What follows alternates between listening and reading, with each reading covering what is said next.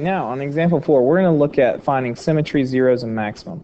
So it says to graph and find those things from 2 sine, 2 theta. So I have it graphed here. Now, I have already the symmetry drawn in. Why I did this is because you could do symmetry multiple ways, but I just wanted to show you if you can do symmetry multiple ways, we usually just say the symmetry is off the polar axis. Okay, so that's why I went ahead and put that on. So you can just see, we could have done it this way, or with regard to a pole, but here we're just going to say with the polar axis. That would be symmetry. Now, if I need to find the zeros, what you're looking for when you look for zeros is the spot where this hits the origin. Now, it hits the origin at 0. It hits it at 2 pi. So you look for what poles line up. Not 2 pi, I'm sorry, pi over 2. Another pole that hits it is pi. And then this one would be 3 pi over 2. And turn it down so you, there we go. 3 pi over 2. Now there's one more thing I have to find. I also need to find the maximums. The maximum, it's a maximum R value. So you're looking for these points. Where would these be located? Well, if you know your hand trick, what comes between the pi over 3 finger and pi over 6 finger? That's your middle finger. It's the pi over 4 finger. So these spots would be pi over 4, 3 pi over 4 for the second quadrant. Third quadrant would be 5 pi over 4. And then finally, fourth quadrant, 7 pi over 4. These would be the max values for this type of curve is a rose. So that's what would be the values here.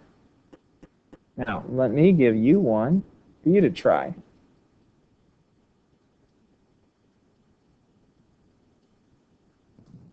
I want you to try to graph this and find the symmetry and just the maximums. So symmetry and maximums. Okay, now I've graphed it.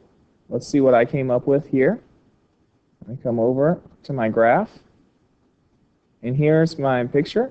Now, once again, this has a lot of different symmetry. So if it does, we're just going to say it's polar axis. So I could eliminate this one and this one. Now, it is true, so if you don't understand how to eliminate that, that's okay. So let's look at, oh, I'm sorry. Since this is true, I'm not going to eliminate because that is a possible answer. But I am going to look at where are my maximum values occurring.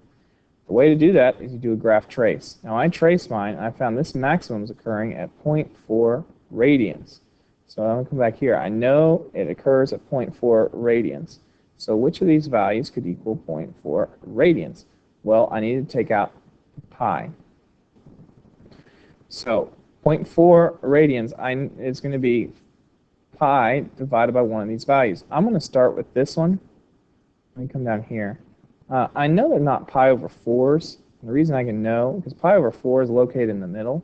This looks like a pi over 3 or a pi over 3 and a pi over 6, but since those answer choices aren't there, let's try this pi over 8.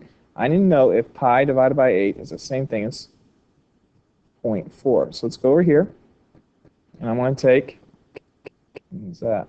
I want to take my pi, and I'm going to divide it by 8. I'm hoping this is about 0.4. It is. I would round to 0.4. So I found my answer would be, this is a true value, and I believe this is the only one. Yep. All the rest happen to be at pi over 4s, and none of those were maximums. So my answer would have to be C.